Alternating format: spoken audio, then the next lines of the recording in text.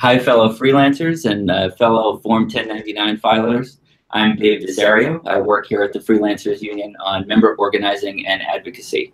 For those of you who are unfamiliar with the Freelancers Union, it gives us 375,000 members a powerful voice through policy advocacy. It offers benefits and builds community. And it's completely free, so there's absolutely no reason that you shouldn't sign up. I'd like to thank you all for joining us today for our annual tax webinar. It's one of the ways we come together to get through what we freelancers universally agree is the 5th best season of the year.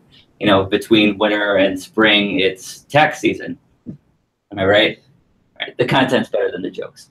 Like in years past, we'll give tips for all freelancers, whether you're new or you're experienced, and you can ask questions as you get ready to file your returns. And there are significant tax policy changes for 2018 and will help you understand how they impact freelancers like us.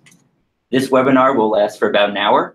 We'll begin with a presentation and overview and then move to your questions, which you can write through the chat feature. It's up here or up here. And please keep those as broad as possible. Those are the questions we are definitely going to take. And there are some helpful links below down here, which we'll send those out and some additional resources after this webinar. Now, we wouldn't have a tax webinar without a tax expert. Ours in this discussion is Jonathan Medows of CPA for Freelancers. Jonathan is a freelancer himself and a member of the union, and he frequently offers his advice as members both on our blog and in person. So we owe him a huge thank you for being here with us today because it is tax season, the time of year that CPAs don't sleep. So thank you, Jonathan. Would you like to introduce yourself and get started? Thanks, everyone. Appreciate you taking time out of your day to sit and talk about my favorite topic, taxes. So I'm a freelancer myself. I started, like most of you, in my living room, then moved to my kitchen, then moved to another kitchen, then a tiny office. I know the struggle that it is for many of us to keep the doors open, to serve our clients, to pay our taxes, and yes, hopefully we're doing estimated taxes, and hopefully put a few dollars in our pocket. So with that in mind, I look forward to beginning the presentation. And how should we begin? We'll pull up that first slide for you, and we're going to get started with some key overviews here. Okay. So before I begin, there's been a lot of talk about tax reform at year end. Tax reform kicks in 2018. Most of us right now are working on our 2017 tax returns. So these changes will be reflected in 2019 when we file the 2018 taxes. So we don't have to worry about the stuff we've heard in the news at this point. Oh, we should worry, but not for tax reform purposes. And I don't think worrying is the wrong word. I think we should take advantage of the opportunities that are going to avail themselves to us. So, number one tip as a freelancer, make sure you report all your revenue. You're required by law and hopefully by a sense of ethics to report all revenue that you've earned, whether reported to you on a 1099 or not. Tip for most freelancers. Most of us are on what's called the cash basis, meaning we only report the revenue that we've actually collected cash on. Let me give you an example. Suppose I work for Phil's uniform company, and Phil paid me. I did work. I invoiced him $2,000, and I only got paid $1,000 in 2017. That $1,000 that I received is reportable in 17. The remaining $1,000 that's owed to me, I don't report in a year. I don't report it until I collect it. So hopefully in 2018, I'll collect the other $1,000. I'm going to report on that. So that's number one. Report all your revenue, but make sure you're not over-reporting, meaning only report if you're on the cash basis the monies that you received. Number two, make sure that we have all allowable business expense deductions. This is a very broad question, but typically for a lot of our freelancers, that usually entails IT spends, hardware, software, apps, cell phones there. A lot of us work from our home. Hopefully we have an exclusive area for both to meet the tax test and for sanity that we can take off. Out-of-pocket meals. We've got the entertainment in a bit. That's okay for 17. So to your point about cell phones, you know, a lot of us have a cell phone that we use both for work and personal. To the extent that we use it for business. Okay, so it's a percent that we can write off. Correct. What's a common percent that people 50, 75? 50-ish, I would say. I mean, I have a cell phone. I write 100% off. When I take my cell phone, I'm on business. I'm on call, because I have a few people working for me, and because I deal with people's money. I view myself sort of like a money doctor. So I'm on call, and I only take it when I want to deal with people. So I won't take it on vacation. So I write off 100% because I use it exclusively for business. Okay, that's great. Couple of other things: professional fees, attorneys. Hopefully you engage a CPA, professional development, conferences, books, anything that you spend money on. You also can argue for business is open to deductions. What's not open to a deduction are clothing, like this nice suit and tie that I'm wearing today. It's not deductible because it's deemed common goods. Voila, Brooks Brothers at its best. It's deemed a common good. Uniforms you can take off for safety equipment would be fine. Like my wife's a physician. The white jackets that we have for her and the green scrubs are the days that she's in, surgery clinics, that we can take off. Couple other points. Don't forget retirement accounts. Freelancers Union is a big advocate of saving for retirement. We do, and you can go on freelancersunion.org and it's /resources/benefits. You can find it on that main webpage, and there's some advice there and a service that we use that can help freelancers start saving for retirement. So that's a way to not only save for retirement, but hopefully reduce your tax bill.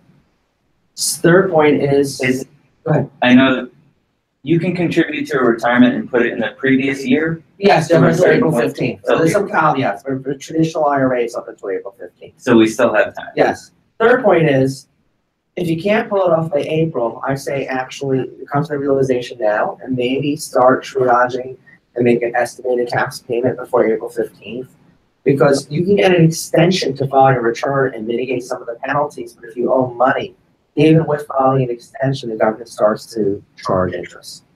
So I would say start to gather that now, because look, I file my own taxes on extension. I'm busy. I'm like the shoemaker.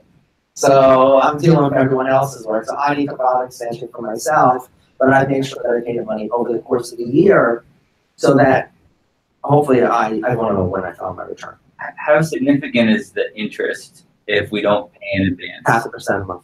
Okay.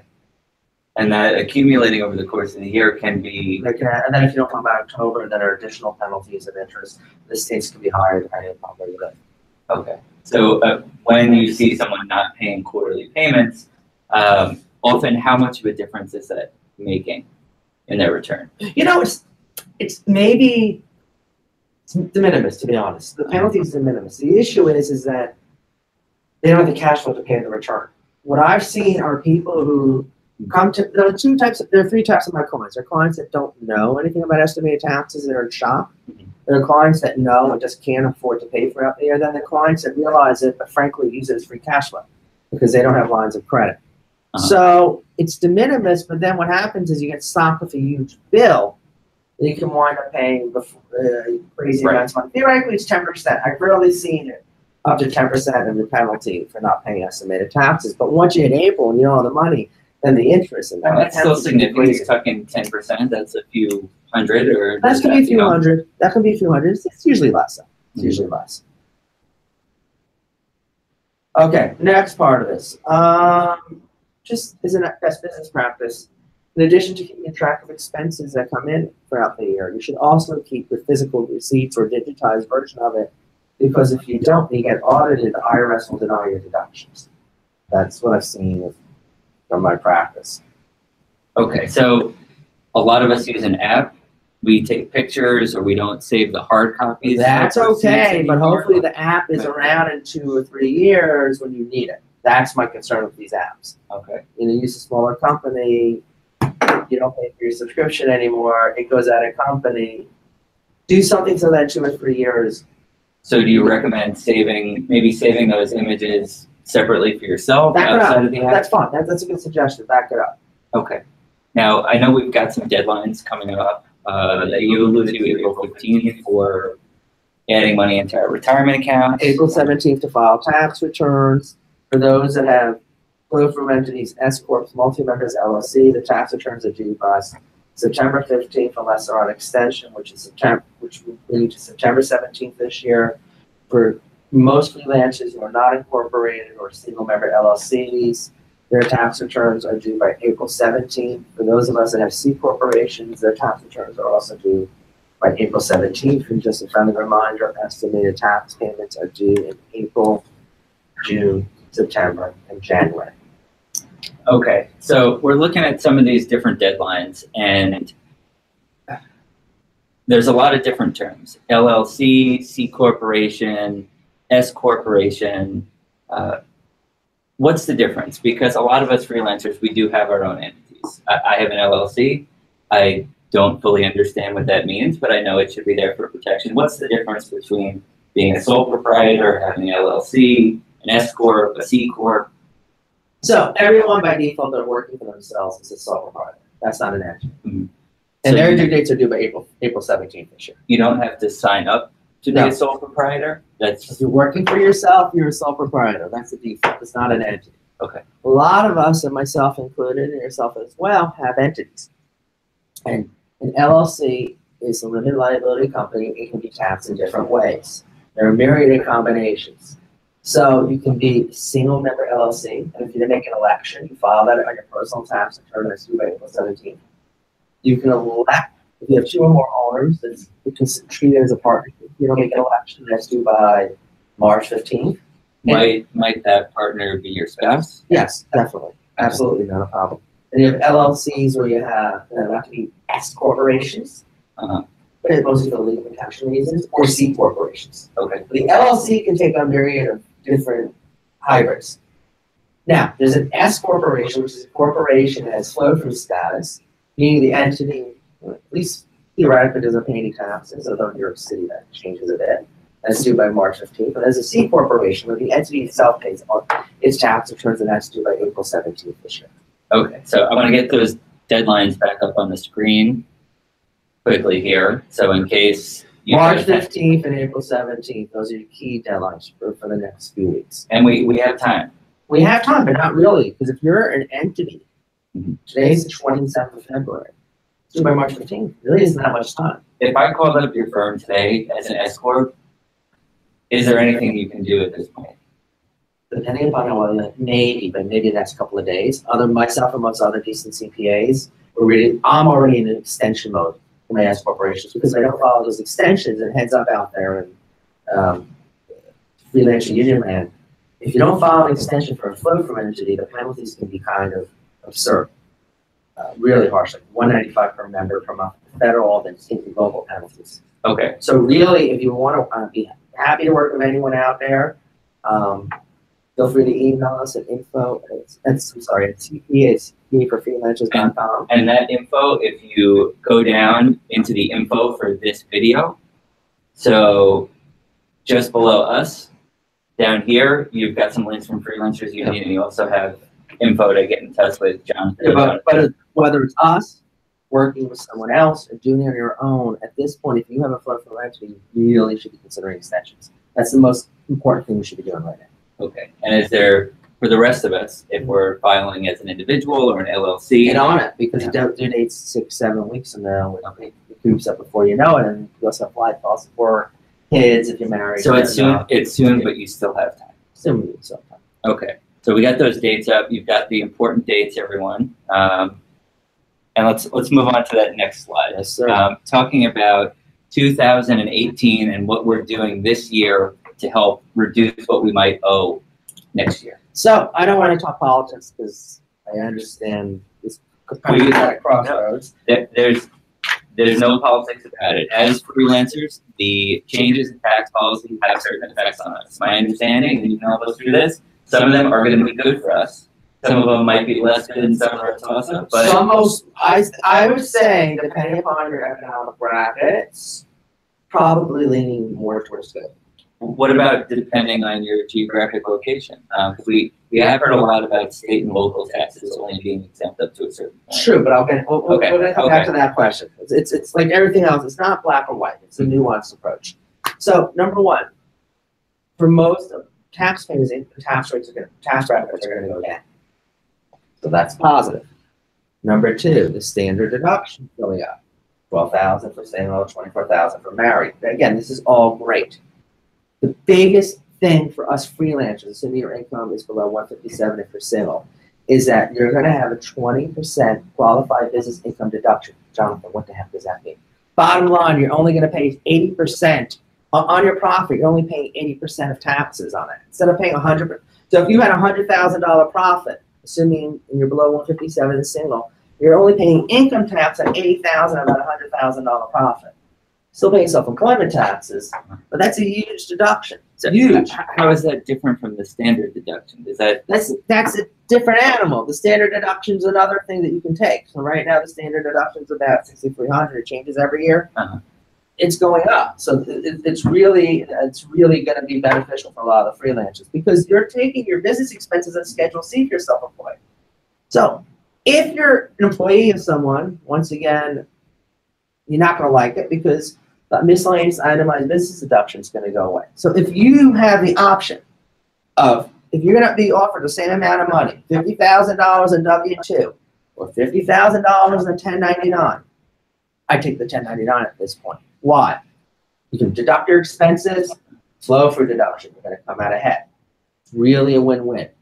So I want to address your question about state and local taxes. Yes, there's a cap on standard of deducting state and local taxes up to $10,000 and inclusive of real estate taxes as well. However, for those people that are doing a little bit better, and we're in New York City, so the numbers, $250, $300, it's money, but it's not that much when you factor in the cost of living here, as you know. Or when you look at the apartments that we live in and the general size and age of those apartments. Yeah. So the income coming in might be a little higher here, but the standard it's going to the landlord.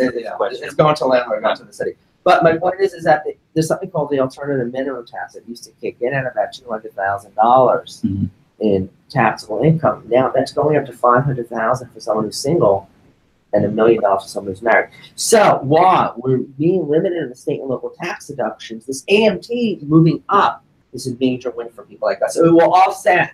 Okay. It will offset some of the single using state and local tax deductions.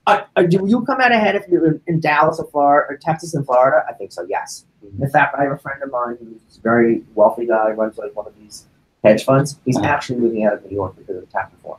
As he said to me, Jonathan, I'm either 5% down or 10% up. So my concern is you're going to see higher tax-paying people move out of New York, which some people may like, but then it becomes an issue for state and local taxes making up that loss of people moving out, which is a concern of mine. Sure. So to look at these percentages again that you have here. So the percentages that overall generally come down, on the top bullet point, some individuals may benefit from a lower tax rate. Is this separate from our LLCs and our S Corps and our C Corps? How does the 20% qualified business income deduction relate to that? So essentially that 20% qualified business income deduction is what's going to be, so after you put your expenses, you have a number, let's say $100,000. Typically, you're going to pay income tax because it's a flow-through deduction. So the income tax brackets coming down will help you because you're going to pay less of taxes. And your 20% flow-through deduction means you're only going to pay 80% income tax on that amount.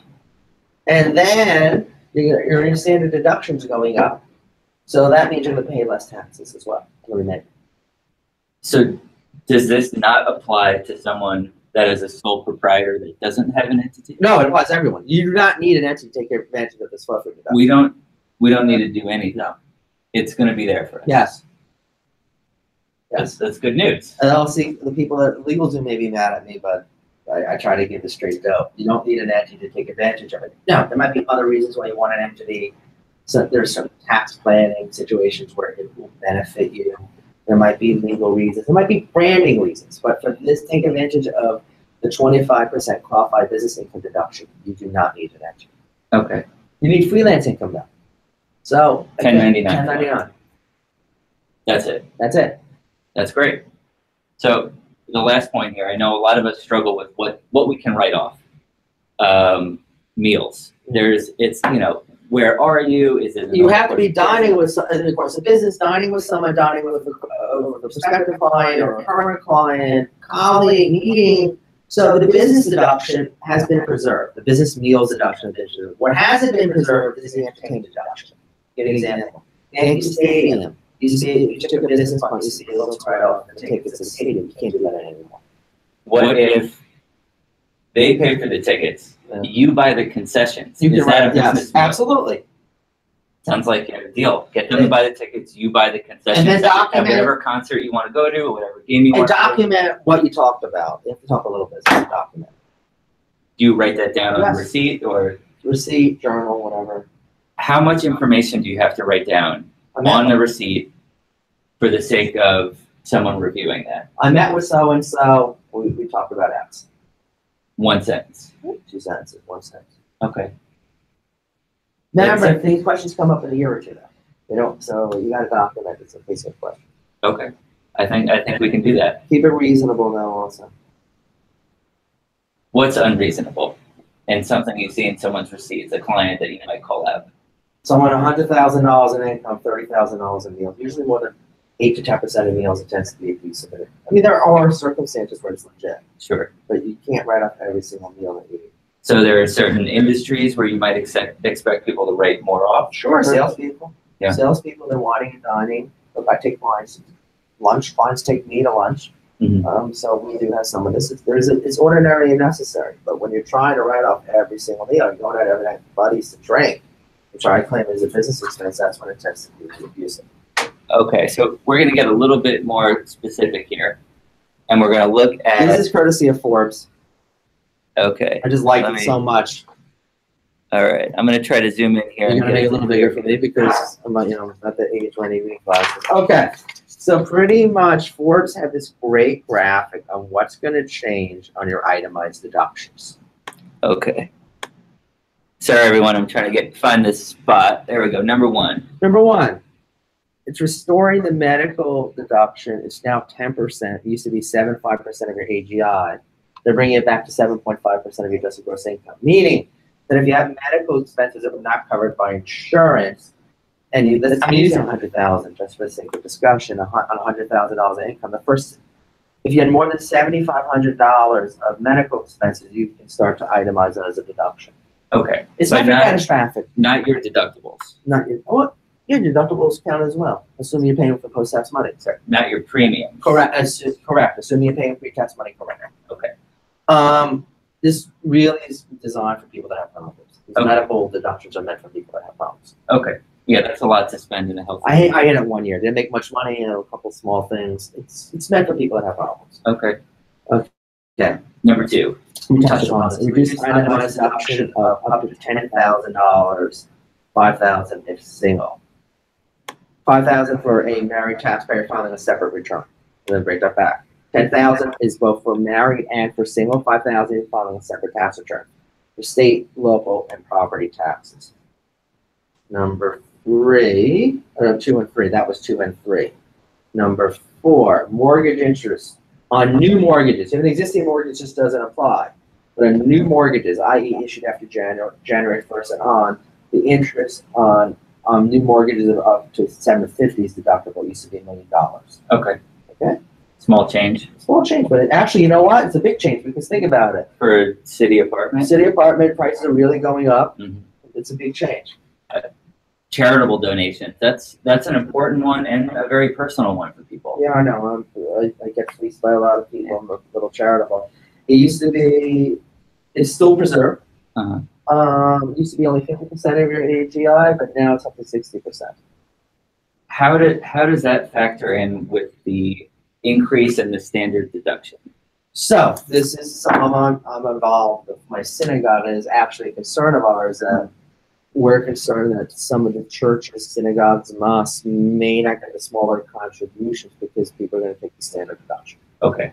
So in some ways, this might limits the incentive for people with a lower income to donate. So but it's preserved if you're above that standard deduction. Correct. Correct. 24,000 a year as a family, or 12,000 as an individual.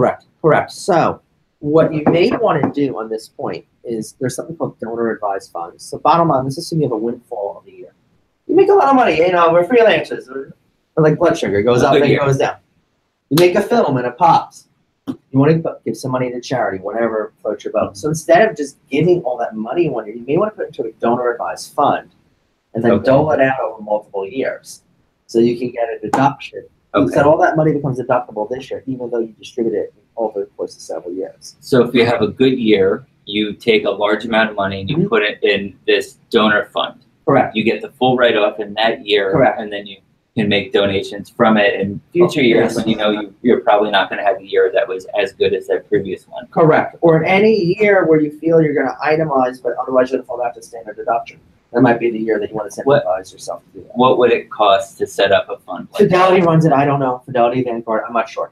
I'm not sure. It's just something that some of my friends and clients have that.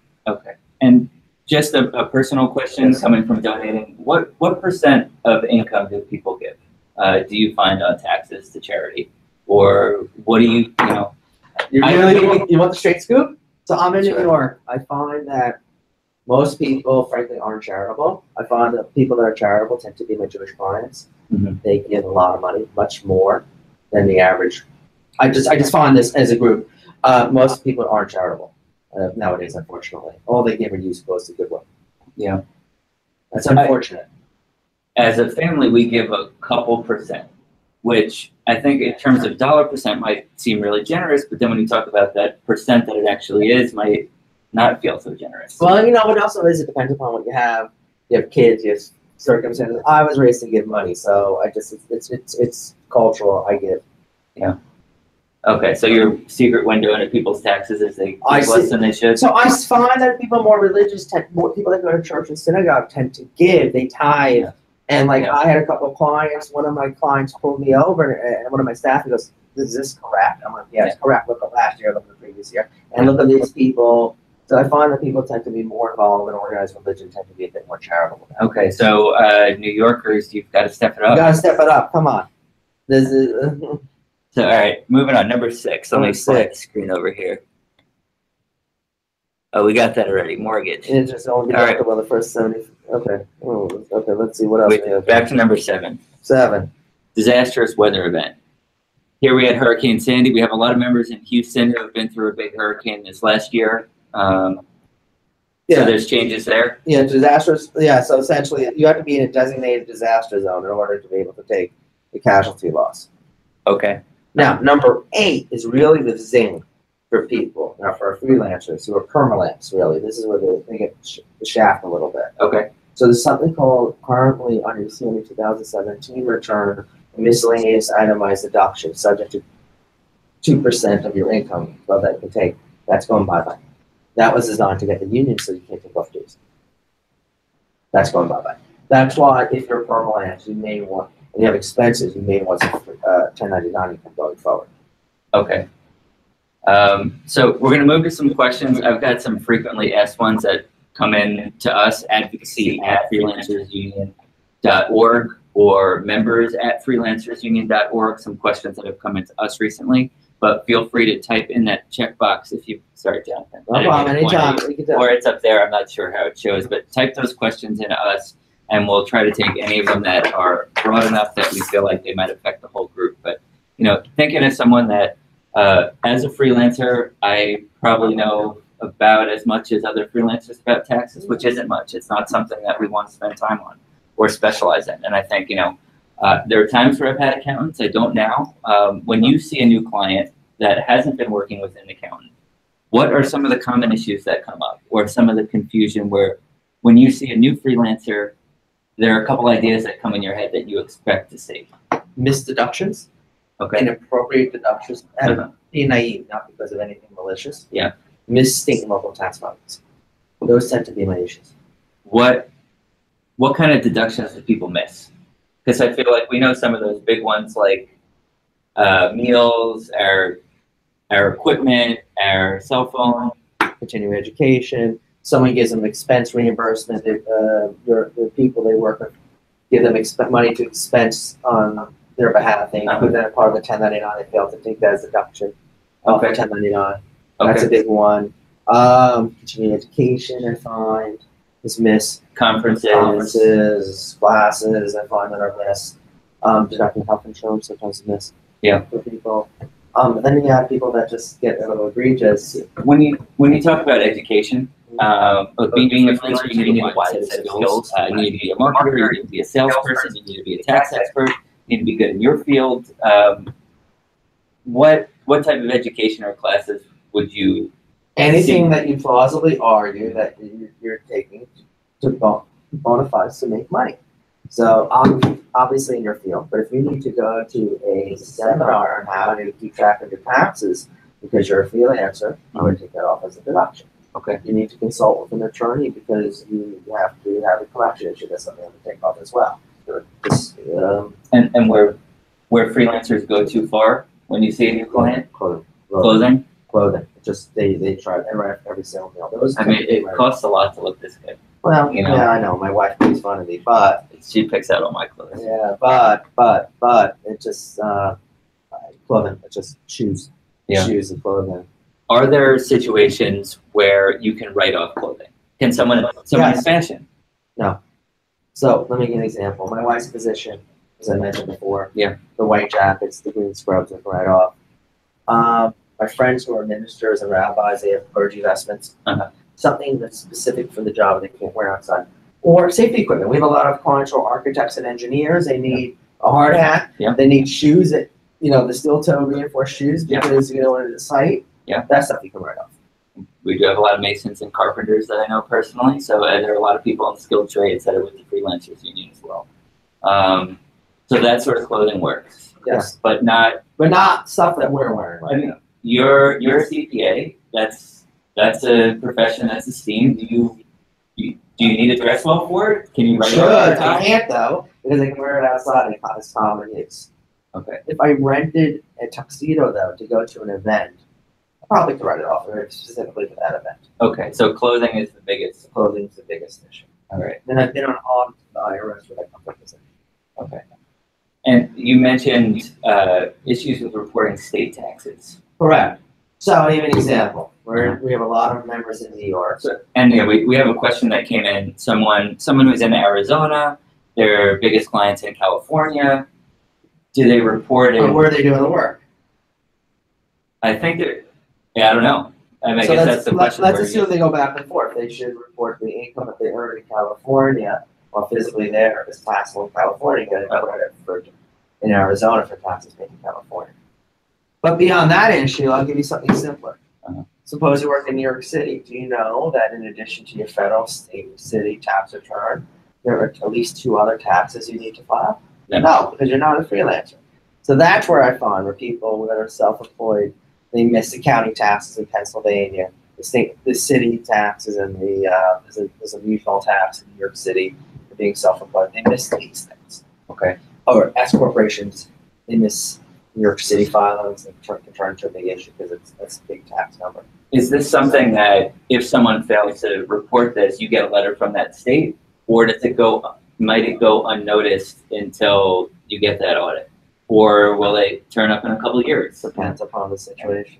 Yeah. It depends upon the situation. Sales tax too, that's a big one. People don't realize they need to pay sales tax. It's not just service. It's not just physical goods that you have to charge sales tax on, but there are certain services. What kind of services in particular do you need to charge sales tax on? If you're selling pre-programmed websites, which is downloadable in the state of New York, subject to sales tax. Okay. Stock photography that you're downloading, subject to sales tax. Okay. Just a couple of examples. But that's a lot of industries that are affected. Yeah, there are a lot of industries. So in New York, the default is services are not subject to sales tax unless defined that they are. But there's certain things that we do that are. I'll give you an example. I run a software company on the side. If we make a sale in New York, we need to collect sales tax because we have nexus in New York. So that's a big one a lot of freelancers miss. Okay. Renting out equipment. You have a lot of issue now where people in the film industry, they get paid for their kits. Subject to sales tax. You're renting out equipment in New York, you have to charge sales tax. And we've got plenty of questions that have come in, but go for that group chat box, type in the questions that you have, and we'll try to get all of yours as well. So kind of the elephant in the room is the audit. Like, if we're not doing these right, if we're not saving all our receipts for years, if we're taking some deductions we shouldn't be, if we're not taking others, how often does this happen? Does it happen more to freelancers? Yes. We're presumed guilty. Yeah. We're presumed guilty. Yeah, so it happens more to us because we're self-reporting our income. Sometimes I've seen, There are different types of audits. There are some that are just computer generated, you missed the 1099, that happens. Or you missed the form, you get in the mail, it happens, those are one level. Then there are full load audits where you have a gentleman or a gentleman lady from the IRS, so the state and state and local tax authorities come into your office, sit down and go through all your receipts. It happens. I mean, fortunately, the IRS is underfunded from perspective of freelancers. That's a good thing because they don't have as many auditors as they used to. I've noticed a decrease in audits for the past 10 years.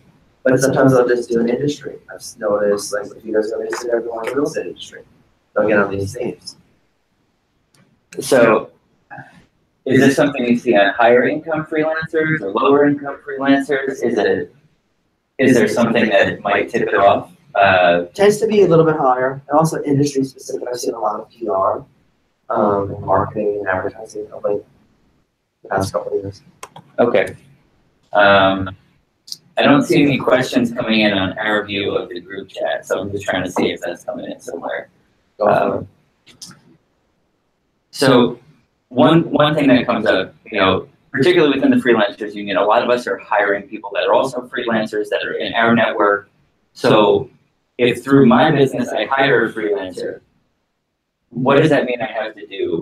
So make sure that they're really a freelancer, just because theoretically you have to give it a 1099, but a lot of points, states and taxes determine what constitutes freelancing. If they're on your site all the time, and or you're controlling their work, and or you're providing them equipment, they may not be freelancers, they may be employees, which implies having to register for payroll, paying the appropriate federal and state taxes every quarter. So if you hire one person, Doesn't matter the number. My first hire was an assistant. She was permanently on my site. She worked under my control. She was in my office. She had to be on payroll. The number doesn't matter. okay. What about the amount of income? So that income doesn't matter. They're under your control. So For a project for $1,000. But here's the problem. How it comes up as an issue is you finish a project. Inevitably, someone's going to file an unemployment insurance claim because they feel they're entitled. Okay. You get a letter. Say, no, this person wasn't an employee. They're a freelancer. Then there's an audit.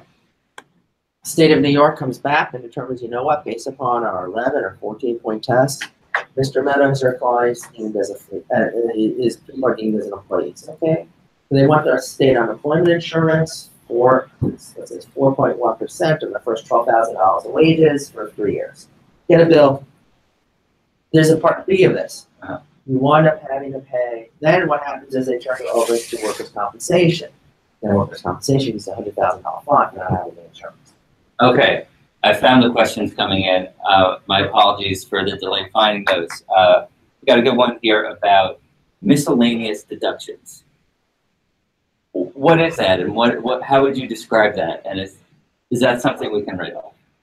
So it depends what it is. Miscellaneous is undescriptive. Nothing's undescriptive. So what does that mean? Does that mean lunch? It's 50% deductible. Cell phone, extensive business use. What if 5% of my deductions were miscellaneous? A small number that I picked up pens and a notebook at Rite Aid on the way home. There's office supplies. Nothing's miscellaneous. We shouldn't have a miscellaneous. That's fine, but I'm saying if you get audited, someone's going to ask you what does miscellaneous mean, and then you need receipts for it. How about doing work for foreign companies? Being in a big city, we do have a lot of international people, a lot of international business. If we get paid by a foreign company, how does the federal government know about that? How do we report it? We're supposed to report the income we receive, regardless of whether someone issues a 1099. Okay.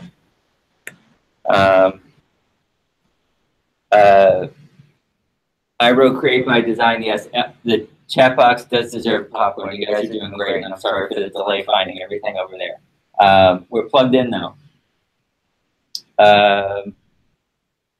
Okay. We've got a complicated one here, but I think it works and builds up a lot of what we've been talking about. Those quarterly interest payments, as you are saving up your money to pay quarterly, would you recommend putting them in something that might earn you some interest? Sure. Why not? Yes. Okay. I think it really is a broader question. Should you segregate this money so you're not accidentally spending it on something? Yes. Definitely. Okay. Oh, there we go. Is that better? Just trying to adjust the volume for folks.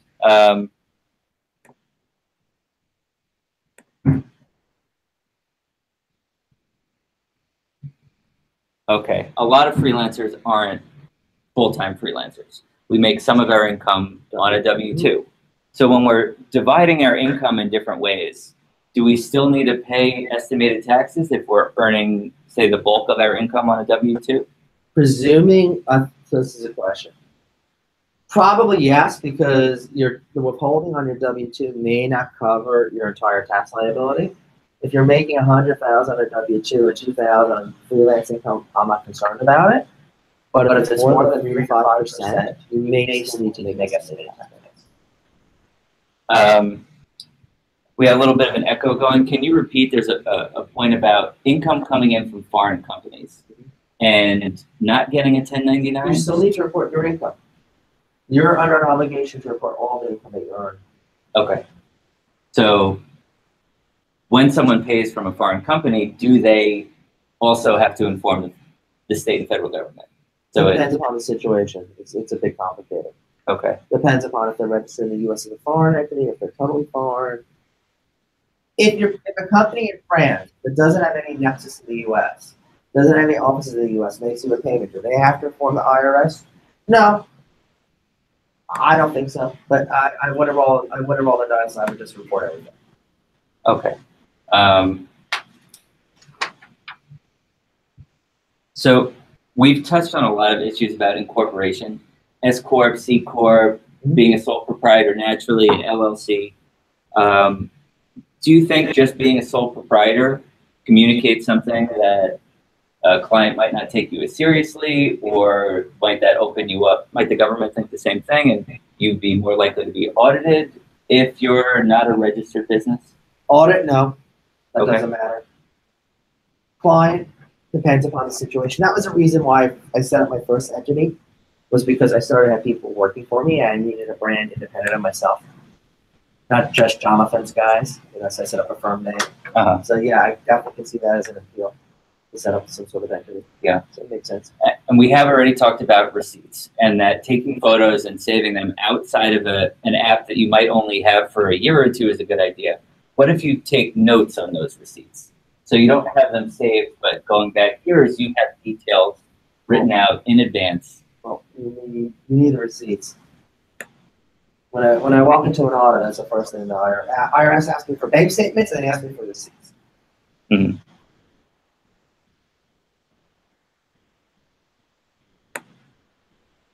Okay.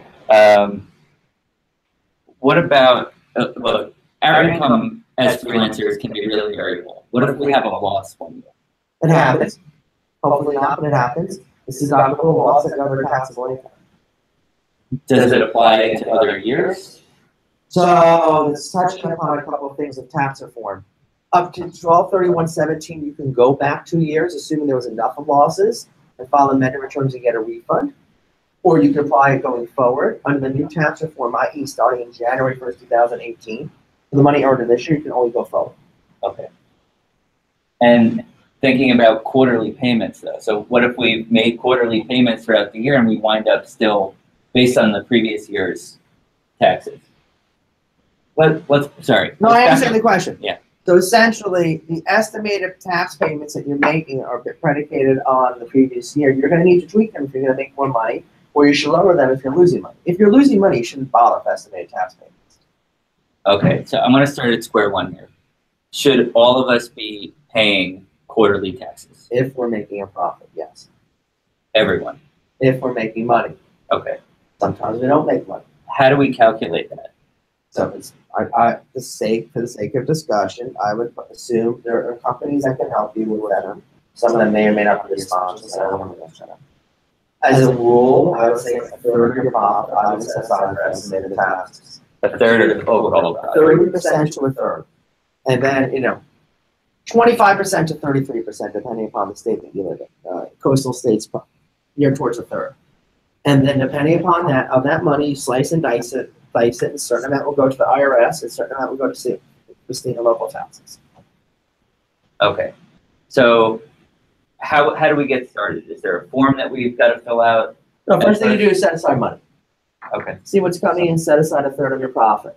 And then April 17th, either you file your extension and your tax return, and in addition, you're starting to make estimated payments for 18. You're sending in an estimated tax voucher to the IRS and to your state. It's 1040 ES for the IRS.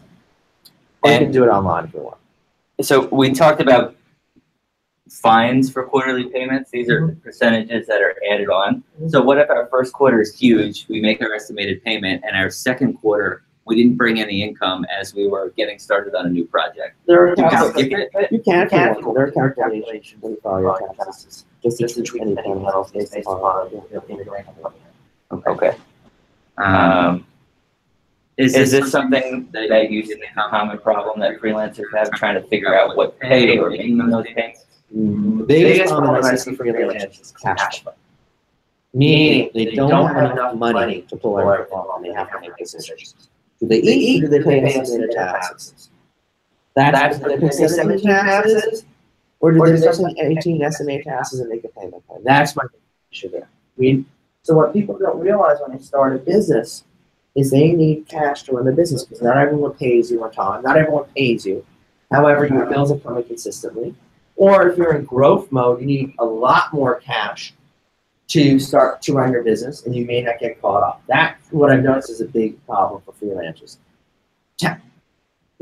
Yes, taxes, but really cash flow management. Okay, so thinking about that cash flow management, you threw out a number for savings. Right. Is that a New York City specific number? There are 30 people in New York City, California. You're far, take it down to 25, 28%. Okay, so somewhere between a quarter and a third for anyone that's filing. Okay. And going back, we got another question about filing in every state that we report.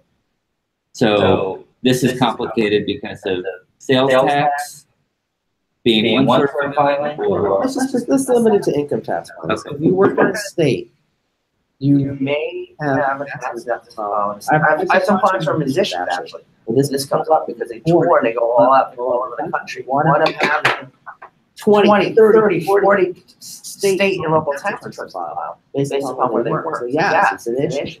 You need to figure out which place you work. We've touched on common deductions and things. Travel is a question that comes up a lot. As freelancers, there are some limits on what we can deduct, and there aren't. What works for travel deductions for freelancers, and what? Something that's legitimate for business. That's another area of use. To go somewhere and take some pictures and put it on a blog, IRS may challenge it. But if I go down to Florida, like I did a few years ago, I went down and met with 2 CPAs who I do business with. I met with 3 clients that are there. I documented everything. That's not an issue. I went to a conference at Disney World 1 year. I didn't go on any rides. If it's went for a tax conference, that's fine. It has to be for legitimate business purposes. It can be for client development. You got to document everything.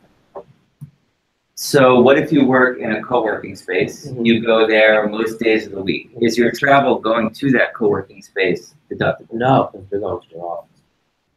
Even if you don't go every day? It's not deductible. So if you go from your home office, like today, I went from my office to the Freelancers Union headquarters, encourage everyone to come by and check it out. It's fairly nice.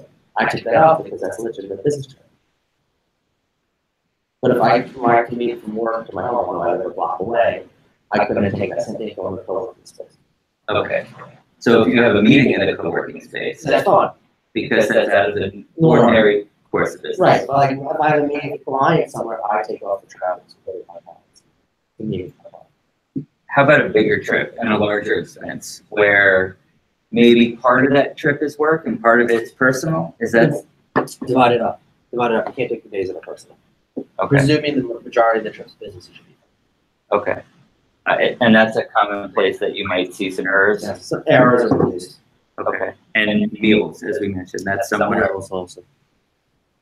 You're tired of looking at receipts for meals that are not appropriate. So then I have a conversation. I try to keep back. So I'm like here to prevent issues, and I feel like I'm like top or something, and I don't mean to be better me than getting in front of someone else. That's a challenge for the professional.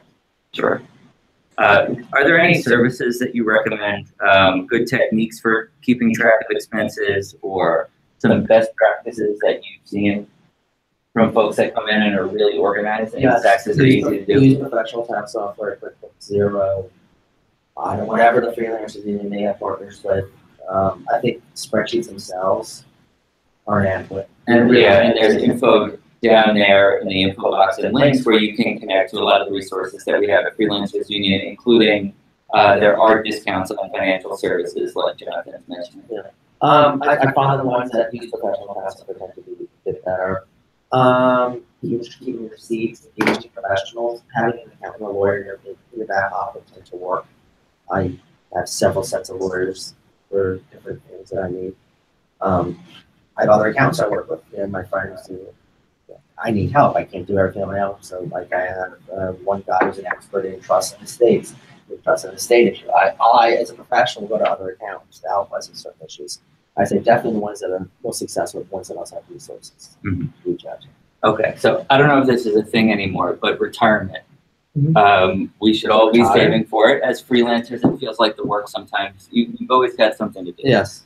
Can you explain how freelancers pay into Social Security, or how one day we might be able to collect from that system if it's there? So as part of your estimated taxes, you're paying into Social Security. Because if you look at your tax return for a freelancer, you're going to see two tax items.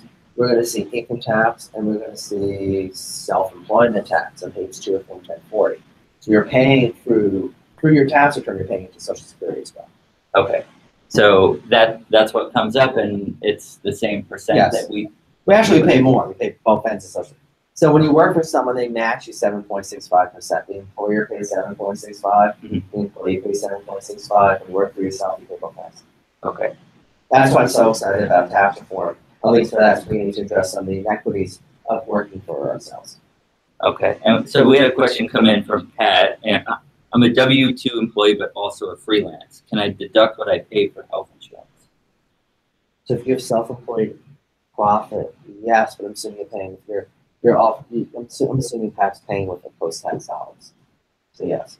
Okay. Assuming Pat has a profit, assuming Pat's paying it with post-tax dollars, yes. If Pat's paying it with pre-tax dollars at his job, then no. Okay. So one thing we talked about was going into the office. When you go in regularly as a freelancer, that's not deductible. But what about those meals that you eat while you're out doing your job as a freelancer? If you're meeting and engaging with people, it should be deductible if you're discussing business. But not our day-to-day? Not lunch. Okay. You're asking me, can I deduct lunch because I'm at the co-working space now? Thinking about issues like disability insurance or Family and Medical Leave Act that W-2 employees have access to, is there something that's equivalent for freelancers? So or is this a place where we're on our own? So I bought my own disability policy. Okay. There may exist, I'm not aware if there's a FMLA. Freelancers, maybe that's something the freelancers union may want to look into. I'm not aware of it yet. I'm not an insurance broker either, I'm a CPA. So I make up for these things by buying my own policies.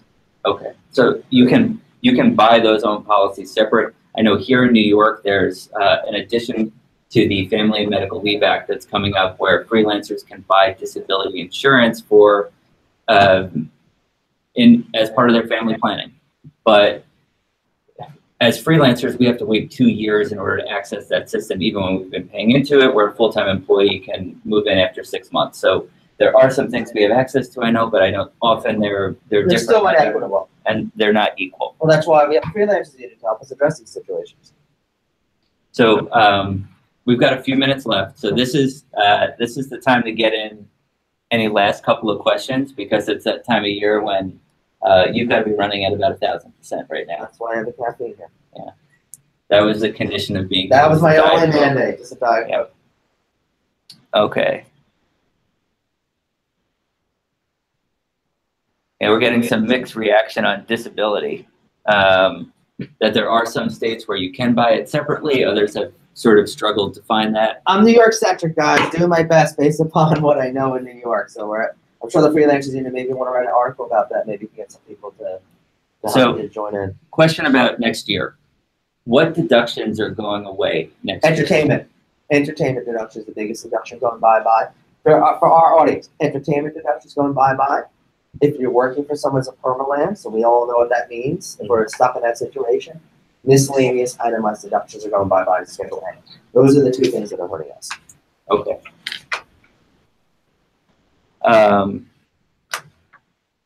Okay, and one more question. The last one we're going to take is on S corps. We've heard this come up in the info about new tax policy. Is there still time to set one up this year? Yes. So we can do that? Yes. And why would we want to be an S corp instead of a sole proprietor? So the answer is that it really depends upon state and local taxes. So I would say go to a good accountant who is an expert in your region. New York, I have to help people because there's state and local tax situations that may come into effect. New York City, it isn't the panacea that it is elsewhere, because while the whole purpose of setting up an S corporation is to pay yourself a reasonable salary, keep that as low as possible, pay, and then on that you pay Social Security and Medicare taxes. The remainder comes to you as a profit distribution, still subject to income tax, but not subject to Social Security taxes. That's the advantage of it. However, in New York City, whatever that profit is then you get taxed at 8.85%. So the advantage in New York City to that isn't as strong as in other places. But it's still an advantage here. And Slightly. What I'm saying is I wouldn't be running to set it up in New York City. Consult with someone who knows what they're doing. He or she knows what they're doing. Just be very careful with these entities, because you think you're saving money, you might just really be hurting in the long run. There's situations where the S corporation costing people a lot more money. They didn't save a dime. Plus, then they invest into Social Security. So instead of putting money into Social Security, they wind up paying New York City business taxes. It isn't such a panacea. It's not black or white. Outside of this tiny island. It's a big island, though. Outside of this tiny, depends. Really, you need to consult with someone. Okay. There may be, you're in Florida, yeah, I consider doing it. Let me just put it like that. Okay. So this is something that freelancers should talk to a professional really, about. It's state and local, because it's really the state and local taxes that really can bite you in the butt on the entity elections. Yeah. And also legal protections, depending upon state. Okay. I don't want to it's not a one-size-fits-all answer. Okay. So with that, I know it's Jonathan's busy time of year and there's a lot of work for him to get back to, so we should really let him go. So thank you, Jonathan, so much for being with us today. Members, there's more links to the info below, including Jonathan's website and specific resources at freelancersunion.org. Any really urgent, important questions you can send to members@freelancersunion.org or advocacy@freelancersunion.org. Just got to thank you all for being here today and for your questions and for some patience with that question box as well. Thank you. Because we're independents, we're united, we're all in this together. And if we don't make freelancing better for ourselves, who will? So thank you for being part of the union.